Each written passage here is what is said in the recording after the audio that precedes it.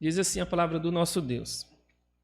Portanto, também nós, visto que temos a rodear-nos tão grande nuvem de testemunhas, desembaraçando-nos de todo o peso e do pecado que tenazmente nos assedia, corramos com perseverança a carreira que nos está proposta, olhando firmemente para o autor e consumador da fé, Jesus, o qual, em troca da alegria que lhe estava proposta, suportou a cruz, não fazendo caso da ignomínia, e está assentado à destra do trono de Deus. Considerai, pois, atentamente aquele que suportou tamanha oposição dos pecadores contra si mesmo, para que não vos fatigueis desmaiando em vossa alma. Vamos orar mais uma vez? Querido Deus, Pai eterno, queremos pedir o auxílio do Senhor neste momento, Deus, enquanto meditamos na Tua palavra. O Senhor que sabe as necessidades, Deus, de cada coração aqui, que sonda os corações, que conhece nossas mentes, é a quem recorremos, Pai, para que o Senhor use a Tua santa palavra, o Teu Santo Espírito, para nos dar entendimento, compreensão das verdades que o Senhor tem para nós hoje à noite. Em nome de Jesus, amém. Irmãos, o autor inicia esse capítulo fazendo referência a uma corrida, né? Quando ele diz assim, corramos com perseverança. Então ele está fazendo referência a esse esporte, ao atletismo, que era um esporte muito comum para aquela época. E tanto os gregos como também os romanos, eles eram extremamente interessados em competições esportivas. A competição esportiva, além de trazer satisfação, entretenimento, né, do bem-estar físico, as competições também elas promoviam a honra, elas promoviam a glória de suas cidades, a glória de seus países, e eles valorizavam muito isso. Ser um bom atleta, trazer glória para a sua nação, era um sinal de patriotismo, e eles tinham grande estima e valor por isso. E a gente pode até imaginar uma arena, né, onde se realizavam aquelas corridas atléticas e os corredores colocavam seus pesos ali de lado, pesos de treinamento, se esforçando, né, o máximo para correr a corrida e obter sucesso, né, conseguir a vitória. E alguns, talvez, se cansavam e desmaiavam. Outros perseveravam até o fim e conquistavam o prêmio, finalizavam a corrida. É mais ou menos essa a ideia aqui. E um tema presente ao longo de todo o capítulo, mas também de todo o livro, de toda a carta, é a perseverança. Esse é um tema presente aqui.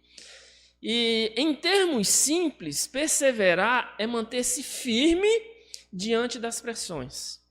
Perseverar é manter-se firme diante das lutas, permanecer firme diante de sofrimentos. E os cristãos judeus, né, que receberam esta carta aqui, estavam ficando cansados e queriam desistir. Então, o autor, através desta carta, quer estimular aqueles irmãos a continuarem avançando em sua vida cristã, como corredores em uma pista de atletismo. E eu gostaria, irmãos, que da mesma forma a gente encontrasse encorajamento nesta passagem da palavra de Deus.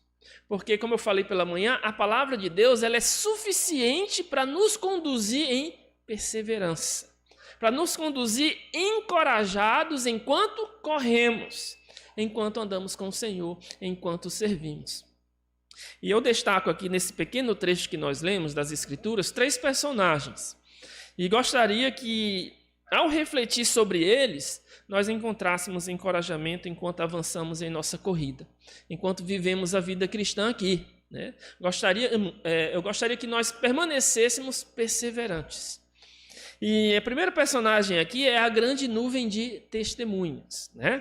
Portanto, no versículo 12, também nós, visto que temos a rodear-nos tão grande nuvem de testemunhas, desembaraçando de todo o peso do pecado que tenazmente nos assedia, corramos com perseverança. Essa nuvem de testemunhas aí, né? A grande nuvem de testemunhas, na verdade, está exposta ou revelada no capítulo anterior, no capítulo 11. E nós conhecemos a grande nuvem de testemunha como os heróis da fé. Então, o texto não está sugerindo aqui, né, que esses homens e mulheres que hoje se encontram já no céu estejam nos observando enquanto nós participamos da corrida, né, como se fosse uma plateia no estádio. Não é isso. Não é isso que o texto está dizendo. Testemunhas nesse texto aqui não se refere a espectadores, não se refere a pessoas que estão assistindo. Testemunha nesse texto aqui dá origem à palavra Marte.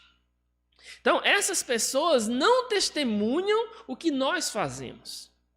Pelo contrário, testemunham para nós o que Deus é capaz de fazer. Testemunham para nós que Deus ele é capaz de nos sustentar até o fim. Então, olhando para a vida desta grande nuvem de testemunhas, ou seja, olhando para a vida desses servos, né, de Deus, servos do Senhor do passado, nós encontramos grande encorajamento para continuar a nossa corrida. Então, a gente pode perceber o que Deus é capaz de realizar através de nós, apesar de nós. Então, Deus, ele deu testemunho destas pessoas. Vamos voltar aqui para o capítulo 11, veja o versículo 2, né? Ou elas testemunham para nós o que Deus é capaz de fazer, né? Versículo 2, capítulo 11. Pois pela fé os antigos obtiveram um bom testemunho. Versículo 4. Pela fé Abel ofereceu a Deus mais excelente sacrifício do que Caim, pelo qual obteve testemunho de ser justo, tendo a aprovação de Deus quanto às suas ofertas. Por meio dela também, mesmo depois de morto, ainda fala, ainda testemunha, né? Versículo 5. Pela fé Enoque foi trasladado para não ver a morte. Não foi achado porque Deus o trasladara. Pois antes da sua trasladação, obteve testemunho de haver agradado a Deus. Versículo 39, lá no finalzinho, né? Ora, todos estes que obtiveram um bom testemunho por sua fé, não obtiveram, contudo, a concretização da promessa. Então, todos esses testemunham para nós. Eles obtiveram um bom testemunho. Eles falam para nós acerca do Senhor, acerca do seu andar com Deus, acerca da sua fidelidade ao Senhor e da fidelidade do Senhor para com eles. E todos eles andaram por fé. Aí, quando a gente pensa lá em Romanos capítulo 15, o versículo 4, e associa com esta passagem, faz todo sentido. Romanos 15, 4 diz o seguinte: pois tudo quanto outrora foi escrito, para o nosso ensino foi escrito. A fim de que, com que finalidade tudo ficou registrado, né? Para que pela paciência e pela consolação das Escrituras tenhamos esperança. Paciência lá no texto significa perseverança. Consolação quer dizer encorajamento. Então, irmãos, uma das melhores maneiras de desenvolver perseverança e permanecer encorajado é conhecer os homens e mulheres piedosos do Antigo Testamento que completaram a corrida e venceram. Aí a gente começa a parar, né, para pensar nesses homens e mulheres de Deus. Aí quando a gente observa a vida de Noé, né? Deus pediu a Noé que construísse uma grande embarcação, dizendo que enviaria um dilúvio, quando nunca havia chovido antes. Olha a fé deste homem. Olha o que ele suportou, né? A pressão que ele passou ali na sociedade de sua época, sendo desacreditado, na verdade até sendo motivo de brincadeira, de gozação. Mas ele foi fiel ao Senhor. Ele construiu a embarcação, confiando na palavra de Deus, confiando na promessa de Deus. Aí em Hebreus 11, 7 diz, né, pela fé Noé, divinamente instruído acerca dos acontecimentos que ainda não se viam, e sendo temente a Deus, aparelhou uma arca. Ele construiu aquela grande embarcação para a salvação de sua casa. A vida de Noé fala ao nosso coração. Nós podemos aprender a serem homens e mulheres obedientes, confiando na palavra do Senhor. Mesmo que às vezes não faça muito sentido para o momento, ou não faça muito sentido para o mundo, mas faz sentido para nós, com quem Deus fala. Mesmo que para o mundo pareça algo tão retrógrado, né? tão do passado, mas a gente entende que é a vontade de Deus, a gente vai continuar vivendo assim. Abraão, né? Ele estava mesmo, diz o texto bíblico, disposto a sacrificar o seu filho, porque ele entendia que Deus, através dele, faria uma grande nação, ou porque ele entendia que Deus era capaz, poderoso, para ressuscitá-lo dos mortos. Quando a gente olha a vida de Joquebede, né, esposa de Moisés, nós encontramos ali uma grande mulher, uma mulher com grande fé em Deus. Na sua época, né, o governador, o faraó, ele mandou matar todas as crianças, meninos. E eles tinham acabado de ter seu filho, né, Moisés, e eles aguentaram escondê-lo por 3 meses. E depois que eles não conseguiam mais esconder, ela preparou, né, o cestinho, colocou ele lá, a gente já sabe, conhece toda a história, né, que ela afetou, colocou lá no rio e deixou os resultados finais para o Senhor, o Deus que ela conhecia, o Deus que ela cria. Então nós encontramos em Joquebede uma mulher com grande fé em Deus, e não se trata de uma fé insensata. Pelo contrário, ela procurou preparar o melhor plano possível em meio àquela circunstância terrível, deixando os resultados finais para o Deus soberano, o Deus que ela conhecia e que ela confiava. E a gente sabe o que foi que Deus fez. Então a vida de Joquebede fala ao nosso coração, né? Ainda mais nos tempos de hoje, quando os governos querem ter o controle de tudo, né? Quando se fala de vacina de criança, não vacina, a gente precisa de discernimento, de fé em Deus. E a vida como a de Joquebede nos encoraja, nos ajuda a perseverar naquilo que é certo, andando, confiando no Senhor. Quando a gente olha para a vida de José, Deus prometeu uma posição de autoridade a José, quando ele ainda era muito jovem. José é um dos homens mais admiráveis do Velho Testamento. Ele era um homem sábio, era um homem temente a Deus. Mas apesar disso, José ele teve um problema atrás do outro. Você acha que enfrenta problemas? Olha para a vida de José. E aí você vai encontrar encorajamento. Você vai lhe ajudar a se manter perseverante.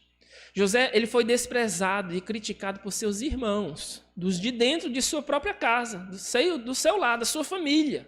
Ele foi jogado numa cova, vendido, né, como escravo.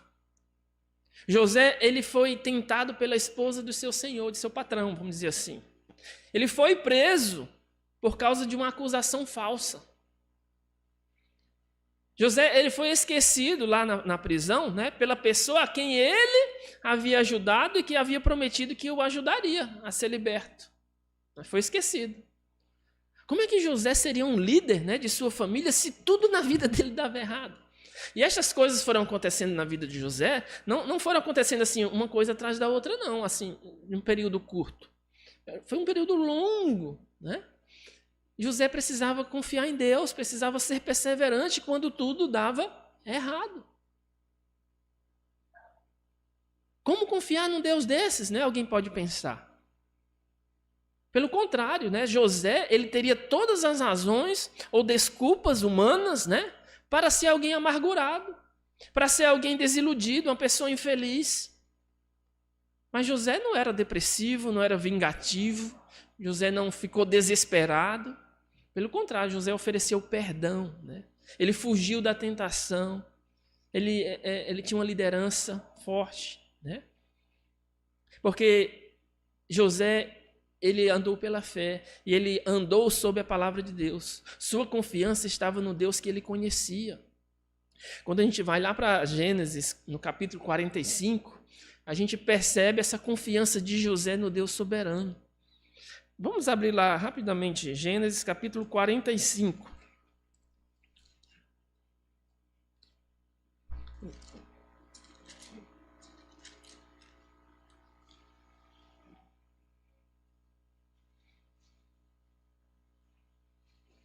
Os irmãos de José se rebelaram a ele, né? Ou, na verdade, José se rebelou aos irmãos. E neste momento, José não se vingou dos irmãos, não pagou na mesma moeda, né? Pelo contrário, ele perdoou. Mas o que eu quero que a gente perceba aqui é a perspectiva que José tinha a respeito do Senhor, de toda a situação que ele passou, de tudo que ele passou na vida, né? E como foi que Deus fez. Versículo 45, capítulo 45, versículo 5. Agora, pois, não vos entristeçais, nem vos irriteis contra vós mesmos, por me haverdes vendidos para aqui. José não tinha esquecido, está vendo? Mas ele não guardava mais mágoa, ele havia perdoado. Porque para a conservação da vida, Deus me enviou adiante de vós. Não foi algo que os homens fizeram, não foi algo que seus irmãos fizeram.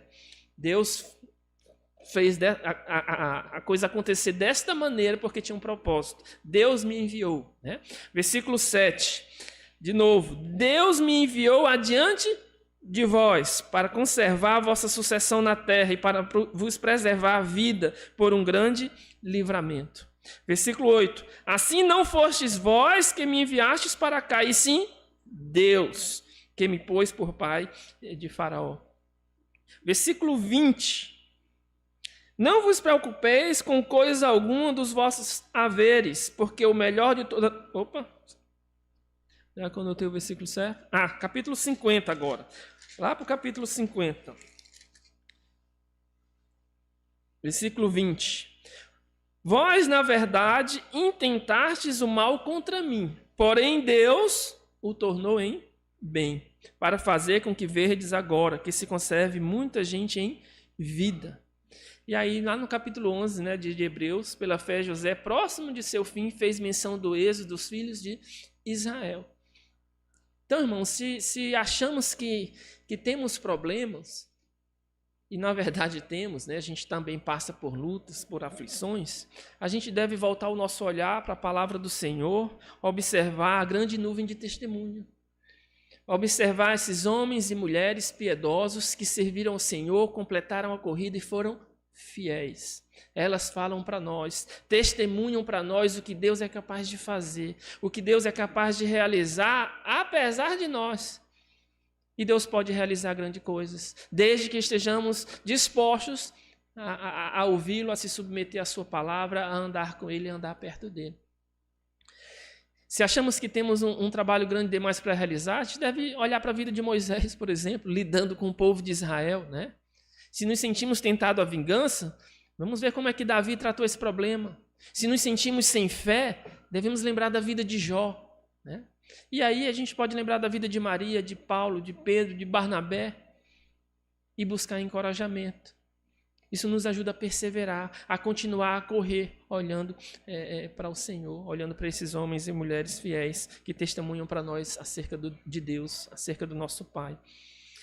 Voltando lá para o texto de Hebreus, capítulo 12, falei de 3 personagens, né? A primeira é a grande nuvem de testemunhas. O segundo personagem, ainda no versículo 1, a parte B, quando o texto diz assim, desembaraçando-nos. Esse nos aí, né? O autor está se referindo a ele e aos leitores. E hoje a gente aplica a nós, né? Que somos os leitores. Então, o próximo personagem somos nós mesmos. Os atletas, eles costumavam usar pesos, por isso ele fala assim, né? Desembaraçando-nos de todo o peso e do pecado. Eles costumavam usar pesos a fim de se prepararem para as competições. Eles treinavam usando aqueles pesos. Nenhum atleta participava da competição em si usando os pesos, pois eles, na competição em si, só iam servir para atrapalhar, né? Para tornar os corredores mais lentos. Não era esse o propósito. Então, o excesso de peso, vamos dizer assim, afeta a resistência do atleta. Por isso, o autor está dizendo para tirar os pesos, que vai atrapalhar durante a corrida. E a gente tem que fazer uma aplicação espiritual aqui, né? Então, quando nós corremos, nós precisamos pensar sobre como nós corremos ou como nós pretendemos correr. Como é que nós pretendemos viver a nossa vida para o Senhor. E o conselho que ele dá aqui é que a gente precisa nos desembaraçar dos pesos. Que nós, isso nos fazer pensar nos pesos que nós devemos ou precisamos remover de nossas vidas a fim de sermos bem-sucedidos durante a corrida ou na corrida. E o que seria um peso, então? O peso aqui não é necessariamente pecado, porque, inclusive, no texto ele faz distinção, né, entre peso e pecado. Um peso, irmãos, é um fardo desnecessário durante a corrida. Uma distração, né, que tem o potencial para consumir nossas energias. É um fardo desnecessário que tem o potencial para consumir o nosso tempo, muitas vezes. Para consumir nossos recursos, nossa concentração, que são tão necessários para a nossa corrida, ou durante a nossa corrida. Então, um peso é tudo aquilo que representa um empecilho para o nosso avanço na vida cristã. Né? Não é necessariamente pecado, veja bem. Podem até ser coisas boas em si, mas se não é o plano de Deus para as nossas vidas, se torna um peso. Se não é a vontade de Deus, particularmente para você, às vezes pode até ser para uma outra pessoa e para você não, mas você está correndo atrás daquilo, pode se tornar um peso, um fardo desnecessário, uma distração que tem o potencial, né, de afetar a sua resistência espiritual durante a corrida. E aí a gente pode pensar, né, em vários exemplos. As redes sociais podem consumir o seu tempo, que você poderia estar dando para o Senhor, lendo a palavra de Deus, evangelizando, né, participando de alguma reunião aqui, de algum ministério da igreja, ou do ensaio do coral, ou ensaio aqui da... Não é muito mais útil investir naquilo que é eterno, naquilo que é espiritual, do que passar 3, 4 horas olhando o Instagram e o Facebook e outras coisas? Isso é um peso que pode se tornar um fardo desnecessário, que tem potencial para um relacionamento com a pessoa errada, né? Ou no tempo errado. A pessoa pode até seria a pessoa certa, talvez, mas não é o tempo do Senhor ainda para você iniciar um relacionamento por várias razões. Isso pode se tornar um peso na sua vida cristã, na sua vida espiritual, né? E já que a gente está falando de relacionamento, eu vou abrir um parênteses aqui no nosso estudo, já que tem vários jovens aqui, né? Para a gente pensar um pouquinho. Irmãos, nós devemos prezar por relacionamentos profundos, cultivados de acordo com as Escrituras, de acordo com a palavra de Deus, segundo as orientações do Senhor. Então, a Bíblia, ela nos alerta acerca da amizade do mundo, ou da amizade com o mundo, né? Tiago 4,4 afirma que a amizade do mundo é inimiga de Deus. Aquele, pois, que quiser ser amigo do mundo, constitui-se inimigo de Deus, diz o texto.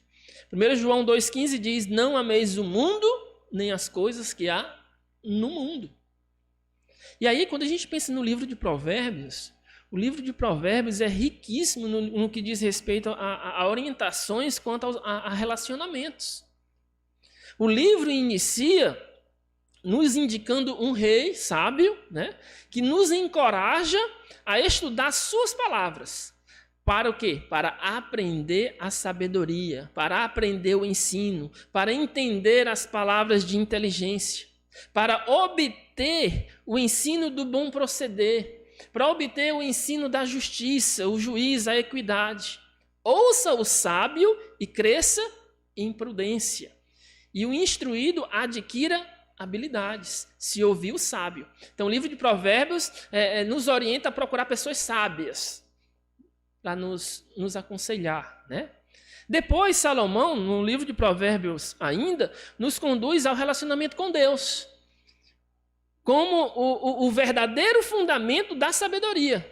O texto diz, o temor do Senhor é o princípio, né? O princípio da sabedoria. Quer ser sábio? Teme ao Senhor.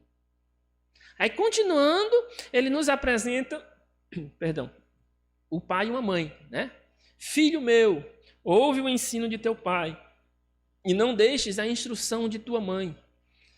Perceberam a rede de relacionamentos saudáveis que o autor de Provérbios nos apresenta logo no início?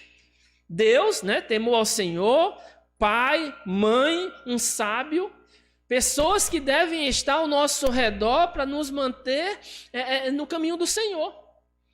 Essas pessoas nos estimulam e nos dirigem à sabedoria, a uma vida prudente, a uma vida justa, né? E um conjunto de outras coisas que contribuem para os relacionamentos saudáveis, que contribuem para os relacionamentos duradouros. Mas o que acontece é que os jovens, né, adolescentes, jovens, estão passando por uma fase de amadurecimento e muitas vezes já se acham que sabem tudo, né? Nem precisa ouvir pai, nem precisa ouvir mãe, para que conselheiro, né? Eu posso dar conta de tudo. E aí, deixa de ouvir o próprio Senhor, né? Esses conselhos são da palavra do Senhor, que é inspirada, né, por Ele. E aí segue o seu próprio caminho. Corre da sua própria maneira, né? Então, aqui é um lado da moeda, né? O próprio Senhor, um sábio, um conselheiro, pai e mãe. É uma rede de relacionamentos saudáveis, que nos estimulam a desenvolver outros relacionamentos saudáveis. E a gente precisa dar ouvido a essas pessoas. Vocês, jovens especialmente, adolescentes, né? Por que eu estou falando disso? Porque há o outro lado da moeda. Provérbios alerta também quanto aos relacionamentos destrutivos. E é aí que precisamos tomar cuidado. Podem se tornar pesos na nossa corrida cristã. Os relacionamentos, amizades, né? Filho meu, se os pecadores querem seduzir-te, não o consintas. Cuidado com os pecadores, com as pessoas do mundo, que estão lá no mundo, que não conhecem a Deus, que não conhecem ao Senhor. Aparentemente até são pessoas legais, né? Puxa, a pessoa é simpática, agradável, né? Se dá bem, mas não conhece a Deus, não teme ao Senhor, não tem os princípios da palavra de Deus. Seus valores são outros. Irmãos, jovens, há pessoas insensatas, há pessoas tolas, ímpias. Elas nos direcionam para um caminho mau, não para caminhos saudáveis, relacionamentos bons. O livro de Provérbios, né, quando fala que se os pecadores querem seduzir-te, não o consintas. Aí ele começa a falar, né, quando eles dizem, vamos derramar sangue, né? Ou, se a gente pode intertextualizar aqui, né, vamos ali fumar um baseado, né? Vamos ter relações antes de casar, isso não tem nenhum problema não. É como eles querem seduzir os jovens hoje, né? E com novas ideologias também, né? Ou pelo menos com a roupagem nova, são antigas, né? Aí lá no livro de Provérbios diz, estes se emboscam contra o seu próprio sangue e a sua própria vida espreitam. Estas pessoas que querem seguir esse caminho e querem te seduzir também, elas estão tramando contra a própria vida, é que o autor está dizendo, porque no final não vai dar certo, vão só se prejudicar, alguns vão até morrer. Eu tinha um irmão, eu tenho duas irmãs e tinha um irmão. Na adolescência ele começou a se relacionar, não ter boas amizades. Ele fez decisão, né, para Cristo, se converteu, mas aí começou a se envolver com usuários de droga, começou a roubar uma coisa aqui, a roubar uma outra coisa ali, começou a se envolver com tráfico, foi preso, foi solto, fugiu, foi preso, baleado, foi de novo, foi assassinado lá dentro do presídio. Tudo começou, obviamente, porque não deu ouvido a pai, mãe, ao Senhor, né, nem a um conselheiro, seguiu o seu próprio caminho, deu ouvidos a pessoas ímpias, tolas, insensatas, que andavam para o mal e o seduziram nesse sentido. Por isso o texto está dizendo aqui, né? Esses se emboscam contra o seu próprio sangue e a sua própria vida espreitam. Mas os jovens não conseguem pensar nisso agora. Não sei o que é que se passa na mente dos jovens. De um modo geral, né? Alguns jovens são maduros, graças a Deus. Tal é a sorte de todo ganancioso, e este espírito de ganância tira a vida de quem a possui. Enfim, então os tolos e pecadores podem conduzir para a morte, em outras palavras é isso, né? Então a sabedoria não nos afasta dos relacionamentos, né? Pelo contrário, nos insere neles, nos exortando a valorizar a companhia de quem é sábio e evitar a companhia ou o conselho dos tolos. Então, jovens, Provérbios nos ensina que o nosso mundo está repleto de relacionamentos. Nosso mundo está repleto de pessoas, né, de vozes, E essas pessoas e relacionamentos, por sua vez, podem guiá-los para certos caminhos e destinos na vida. É como se vocês estivessem sempre em uma encruzilhada. Vocês têm sempre diante de vocês a escolha de viver uma vida sábia ou uma vida tola. E vocês precisam decidir, na verdade decidem. A cada momento estão decidindo, né? E os caminhos que você percorre na vida têm tudo a ver com as pessoas a quem você dá ouvidos e busca companhia. Muitas vezes, né? Algumas pessoas andam com você e lhe direcionam para um caminho sábio. Outras podem lhe conduzir para um caminho de destruição da sua vida cristã, da sua vida espiritual. Você pode até lembrar de vários amigos, talvez, né? Ou parentes até. Então, neste sentido, os relacionamentos também são importantes, porque tem tudo a ver com, num certo sentido, com o destino da nossa vida, né? De um modo geral. Então, este entendimento é reforçado por todo o livro de Provérbios, né? Aqui eu tenho alguns versículos. O justo serve de guia para o seu companheiro, mas o caminho dos perversos os faz errar. Os perversos faz você errar. Quem anda com os sábios será sábio, mas o companheiro dos insensatos se tornará mau.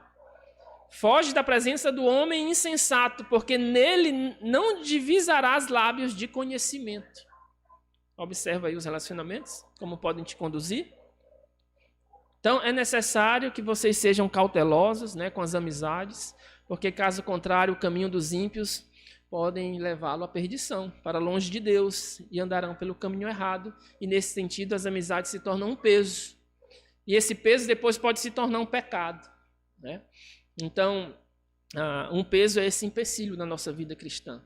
Às vezes, excesso de... Agora, fechei o parênteses, né? Voltando para o peso aqui de Hebreus. Excesso de responsabilidades pode se tornar um peso na vida cristã. Você fica tão estressado com suas responsabilidades, com seus afazeres, você não descansa bem.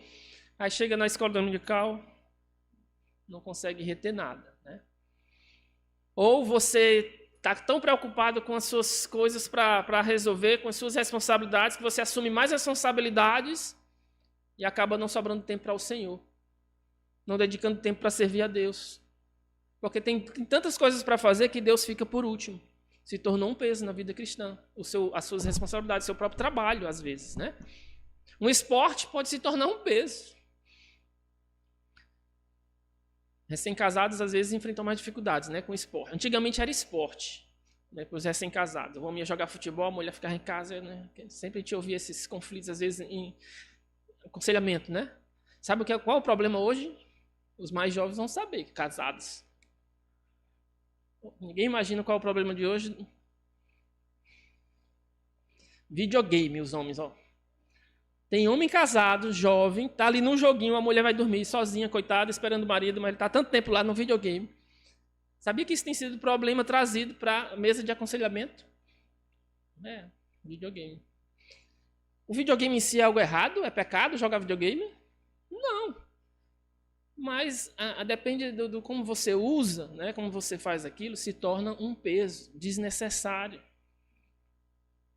O que mais? Né? Aí vocês podem pensar em tantas outras coisas, né?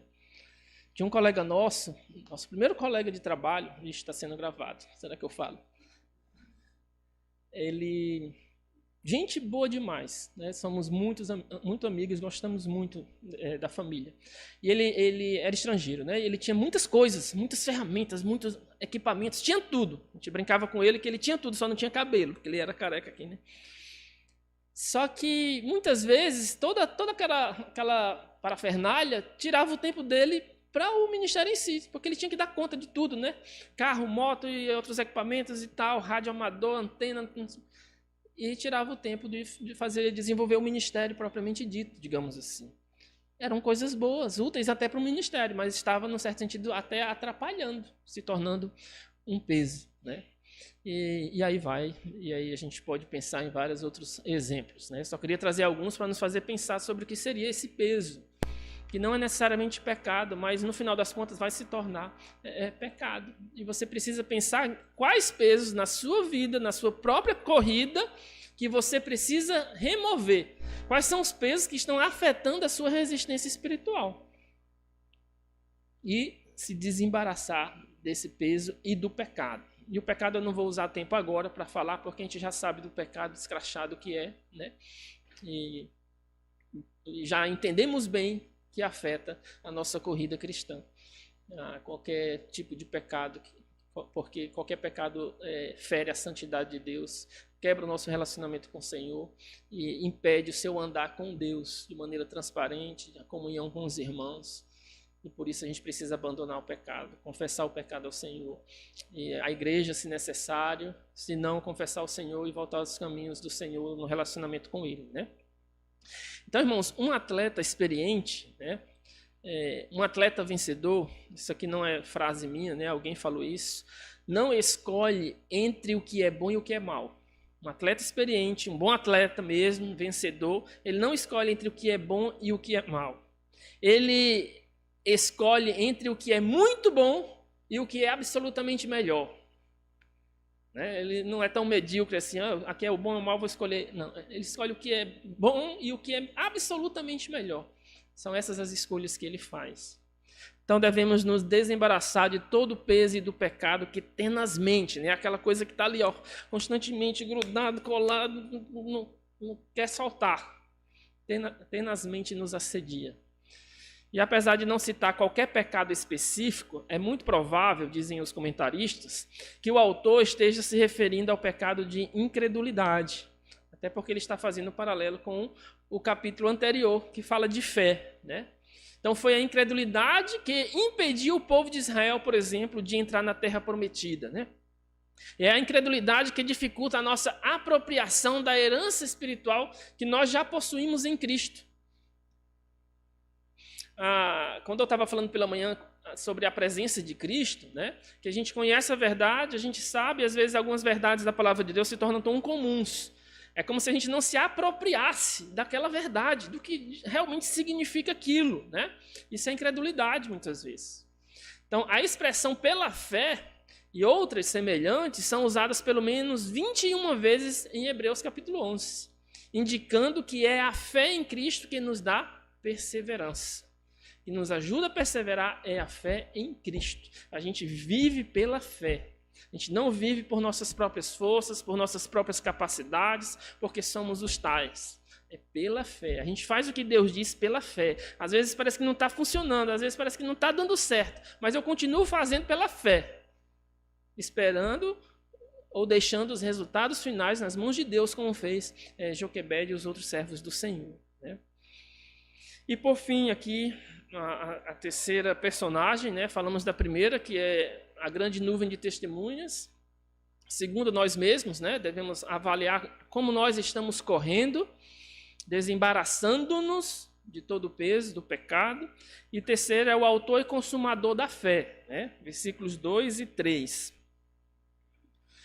Olhando firmemente para o autor e consumador da fé, Jesus, o qual, em troca da alegria que lhe estava proposta, suportou a cruz, não fazendo caso da ignomínia, e está assentado à destra do trono de Deus. Considerai, pois, atentamente aquele que suportou tamanha oposição dos pecadores contra si mesmo, para que não vos fatigueis desmaiando em vossa alma, né? Então, Jesus, ele é o autor e consumador da fé, né? Foi a olhar para ele que nós recebemos salvação. Olhar significa confiar em Cristo. Se você está esta noite nos visitando e ainda não confiou em Jesus Cristo como Salvador de sua vida, como Senhor de sua vida, você precisa fazer isso hoje. Porque uma vida de perseverança, de salvação, inicia-se em Cristo, confiando no autor e consumador da nossa fé. Você precisa confiar em Cristo. Você precisa entender que o seu pecado lhe separa de Deus, mas o sacrifício de Jesus Cristo foi o preço pago, exigido por Deus, um Deus santo e justo, para lhe dar condições de se reconciliar com o Senhor, com Deus, de receber perdão, remissão dos pecados. E você precisa confiar no Senhor Jesus Cristo. Você não vai conseguir viver a vida de maneira que agrada ao Senhor, não vai conseguir viver a vida bem-sucedida aos olhos de Deus sem Cristo na sua vida. Não vai. Eu lhe digo uma coisa, nós que temos a Cristo é difícil, mas nós temos vitória em Cristo por causa dele, porque temos ele. Eu fico pensando em uma pessoa que não tem o Senhor, uma pessoa totalmente sem esperança, né? Sem propósito neste mundo. E nós que temos a Cristo temos o grande privilégio, né? Nós temos esperança, nós temos um propósito de vida, nós sabemos para onde vamos, nós esperamos pelas promessas do Senhor, confiamos nisso e vivemos com base nisso. Você precisa confiar no Senhor, né? Os israelitas, né, quando estavam à beira da morte, lá no Antigo Testamento, eles foram curados quando eles olharam para a serpente, né, aquela serpente de bronze, né, que foi hasteada, suspensa numa haste, né, de bronze. E quando eles olharam para a serpente como um ato de fé, eles foram curados. Não foi a serpente em si, né, que foi erguida ali naquela haste, que salvou, que curou aqueles israelitas. Mas foi exatamente o confiar na palavra de Deus. Deus disse que se fizesse aquilo, e aqueles que olhassem seriam curados. Aqueles que confiaram nisso e fizeram, foram curados, né? Então, isso é uma ilustração da nossa salvação por meio da fé em Cristo. A gente precisa olhar para o Senhor Jesus Cristo. Foi pendurado lá naquela cruz, que morreu pelos nossos pecados, a fim de obter salvação, perdão de pecados. Não se engane, né? Hoje a gente foi visitar alguns irmãos, e uma das irmãs estava dizendo para nós que ela está sempre falando para a sobrinha, né? Olha, o céu é real, o inferno é real. Estou lembrando dela agora, né? O céu é real, o inferno é real. As pessoas estão vivendo só olhando para essa vida aqui, como se não existisse uma outra vida além dessa, uma vida espiritual, só essa vida terrena. Isso não é verdade, né? Então a gente precisa olhar firmemente para Jesus. E olhar firmemente para Jesus diz respeito não apenas a um ato isolado, só no momento da nossa salvação. Iniciou com aquele momento, né? Mas é uma atitude de fé constante no nosso viver, dia a dia. A gente teve fé para o dia da salvação e nós temos a salvação assegurada, não há nada que tome, a gente não pode perder a salvação, mas a gente também precisa de fé para viver a vida cristã, dia após dia, dia após dia. O próprio Senhor Jesus Cristo, enquanto esteve aqui, ele viveu pela fé. O mistério, né, da natureza humana e da natureza divina de Jesus Cristo é muito profundo, para a gente entender plenamente. A gente não consegue compreender plenamente. Mas nós sabemos que ele precisava confiar em seu Pai do céu a cada dia, né? O próprio autor de Hebreus, ele cita as palavras de Jesus, lá em Hebreus 2,13. Eu porei nele a minha confiança. Isso é uma citação lá de Isaías, na verdade, né? Então, o fato de que Jesus orava é evidência de que ele vivia pela fé, na dependência do Pai. Então, o nosso Senhor Jesus Cristo suportou muito mais coisas aqui na terra do que qualquer um dos heróis da fé citados lá em Hebreus 11. Né? O versículo que nós lemos, no versículo 3, diz, né? Na verdade o 2, o qual, em troca da alegria que ele estava proposta, suportou a cruz, não fazendo caso da vergonha, né? Mas agora está sentado à destra do trono de Deus. Suportou tamanha oposição dos pecadores contra si mesmo, né? Então, Jesus Cristo, ele é o exemplo perfeito a ser seguido, né? Ele suportou a cruz. E a sua crucificação envolveu vergonha. A sua crucificação envolveu sofrimento, envolveu oposição dos pecadores. E até mesmo a rejeição temporária do Pai. Sabe por que Jesus fez isso? Porque ele nos ama. Ele te ama. E foi por causa de você. Jesus suportou a cruz.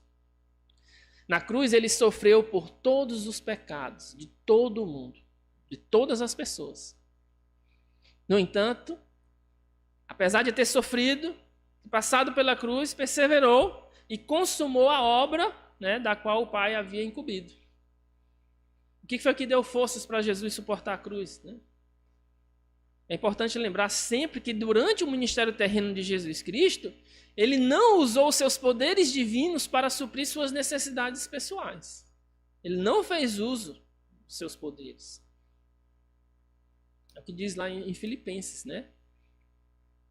Então Satanás até o tentou a fazer isso, mas Jesus se recusou a agir assim. Foi a sua fé que lhe permitiu perseverar, a sua dependência de Deus. Ele manteve os olhos, o quê? Na alegria que lhe estava proposta. Isto é, a consumação da vontade do Pai, sua ressurreição, exaltação, sua alegria de apresentar os crentes para o Pai lá na glória. Ele estava olhando lá para frente.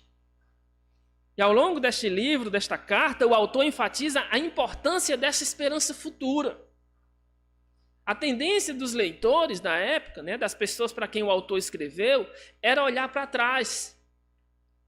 Era olhar para trás e ter o desejo de voltar.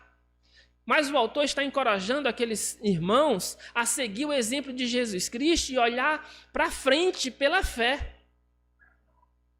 Filipenses 3 fala sobre isso também, 13 e 14. Esquecendo-me das coisas que para trás ficam e avançando para as que adiante de mim estão, prossigo para o alvo.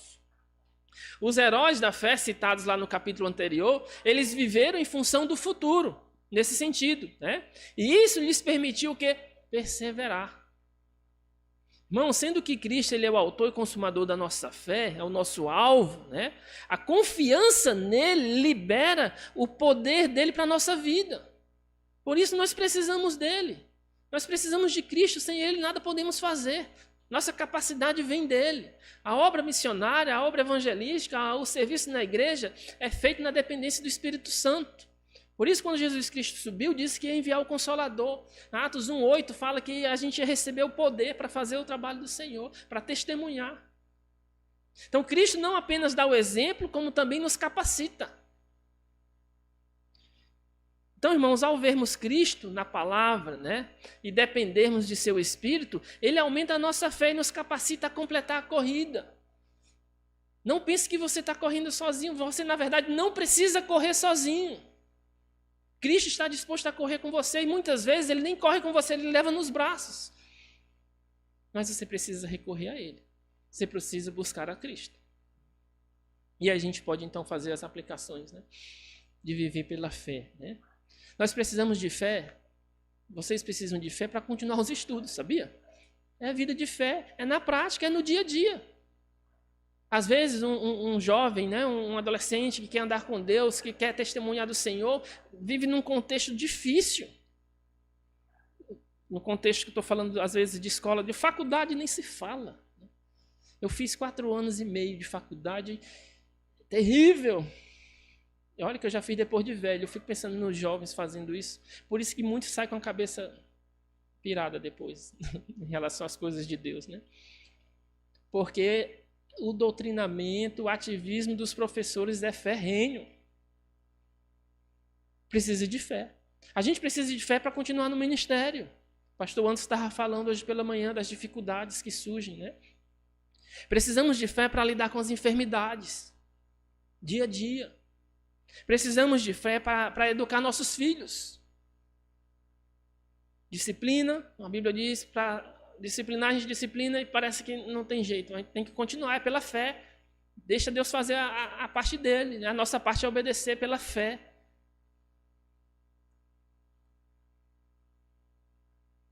Aí a gente pensa, discipline seus filhos, aí a psicologia vem com outras ideias, né? Não, vou fazer o que a psicologia está dizendo, vou fazer o que Deus diz, o que a palavra de Deus está dizendo. Pela fé. Não namore com um não crente, né? Ah, pastor, mas meu coração pede tanto, é tão bonito, é tão bonita, né? Eu sinto isso. Todos os meus amigos me apoiam. Isso não dá pela fé. A pessoa não é crente, a palavra de Deus está dizendo que não tem como haver amizade entre luz e trevas, não tem como andar junto, não há acordo. Eu nem consigo imaginar uma pessoa que é fiel a Deus, que conhece a palavra de Deus, namorando com um incrédulo, que tem uns pensamentos totalmente diferentes. Como é que não dá? Mas tem alguns que insistem. Como é que é isso, né? Isso é andar pela fé? Não, ande pela fé, confiando que Deus vai mostrar a pessoa certa para você. Ou que a pessoa vai crer em Cristo, né? E ter a vida transformada. Pregação doutrina, né? Aí existem várias técnicas de autoajuda, pragmatismo, atrações musicais, sei lá, curas, enfim. Vou continuar pregando essa doutrina pela fé. Enfim, né? Precisamos de fé para nos relacionar, né? Para viver a vida de casados pela fé, né? Como é que convive com um camarada ruim que só, pecador que só, né? Pela fé, viu, esposas? Maridos do mesmo jeito, né? Pela fé, confiando na palavra de Deus, né? Perdoando, pela fé, esquecendo, amando. Vamos olhar para a alegria que nos está proposta, né? Podemos pensar na presença de Deus, mas também nos frutos do nosso esforço para o Senhor. Quando perseveramos, nós podemos colher o fruto. Tiago fala sobre isso, né? Lá em capítulo 4, versículo 7. Ele usa o exemplo dos agricultores, né? A fim de encorajar os leitores a terem paciência diante das aflições. Aí ele usa o exemplo dos agricultores, dos profetas e de Jó. Olha, sejam pacientes. Aí ele usa essas três figuras, né? Mas quando fala dos agricultores, ele diz que eles aguardam com paciência o precioso fruto. É precioso, isso quer dizer que o fruto faz a espera valer a pena, porque o fruto é precioso. Então, irmãos, almas conhecerão a Cristo como resultado da nossa perseverança, do nosso andar com Deus. Deus será glorificado como resultado da nossa perseverança. Só poderemos ver o que Deus pode realizar se perseverarmos. Às vezes a gente não vê o que Deus pode realizar porque a gente não persevera até o fim, em determinada circunstância, né, ou situação. Eu fico pensando no... Eu acho que eu mostrei um vídeo aqui, estou conversando demais. Mostrei um vídeo aqui da entrega do Novo Testamento Colina, né? O missionário que trabalhou traduzindo o Novo Testamento Colina, ele morreu com 82 anos, 51 servindo a Deus, servindo ao Senhor. Nos últimos anos de sua vida, ele contraiu câncer e estava traduzindo a palavra de Deus, correndo contra o tempo para concluir, né, a tradução. Deus foi gracioso com ele, permitiu que ele concluísse, né? Ele tinha as razões humanas para desistir, para parar, para não fazer mais, mas ele perseverou. E o resultado da perseverança dele foi o Novo Testamento completo na língua de um povo. Irmãos, isso é tão precioso, isso é raro. Como na língua portuguesa, não, que temos acesso a tantas versões, todo tipo de Bíblia rosa, verde, do Homem-Aranha, sei lá, com quadrinhos de todo jeito. Mas a palavra de Deus na língua do povo foi a vida dele e pronto. Para outro fazer, tem que começar do zero lá. Aliás, agora não, porque já tem pronto, né? Estou falando besteira. Mas em outro lugar, tem que começar como ele começou. Perseverança. Então, ele nem vai ver todos os frutos, mas haverá frutos, né, do trabalho dele. Vimos no texto pela manhã, né, a promessa encorajadora para o apóstolo Paulo, né, permanece aí, né, não temas, fala, não te cales, eu estou contigo, porque eu tenho muito povo nesta cidade. Paulo ficou, permaneceu ali, a gente sabe, né, dos frutos da igreja de Corinto que foi plantada. Então, irmãos, essa era a palavra de encorajamento que eu gostaria de trazer para nós hoje à noite, né? Espero que Deus tenha falado ao seu coração. E se você tem carregado pesos desnecessários, remova esses pesos, né? Está afetando a sua resistência espiritual. Se você tem andado em pecado, confesse seu pecado ao Senhor, né? Busque ajuda se necessário. Você não precisa carregar esse problema sozinho, né? Você pode procurar ajuda. Pode procurar ajuda e buscar o Senhor, especialmente, né? Buscar a palavra de Deus e confessar seu pecado ao Senhor. E volte para a palavra do Senhor, né? Olhe para esses homens e mulheres de Deus que foram fiéis, que eles falam para nós acerca do que Deus é capaz de fazer nas nossas vidas e através das nossas vidas. E não esqueçamos de viver a nossa vida ou de correr a corrida aqui, olhando para o autor e consumador da fé. Você que não conhece a Jesus Cristo ainda, se você sair esta noite sem fazer uma decisão para Ele, você está tomando uma decisão rejeitando Ele. Parece duro, né? Mas eu estou falando isso porque eu amo você. E eu preciso falar a verdade para você. É o que a palavra de Deus diz, né? Vamos orar, irmãos. Santíssimo Deus, Pai eterno, nós queremos agradecer ao Senhor mais uma vez por Tua palavra, Pai. Senhor, nós precisamos tanto de Ti, somos tão fracos, tão falhos, Precisamos da tua ajuda, do teu Santo Espírito para nos guiar, dirigir os nossos passos, Deus. Não nos deixa ter um coração orgulhoso, ao ponto de rejeitar a tua palavra, de rejeitar os ensinos do Senhor, as instruções do Senhor, Pai. Nos dá um coração humilde, um coração disposto a ouvir a tua palavra e querer mudar.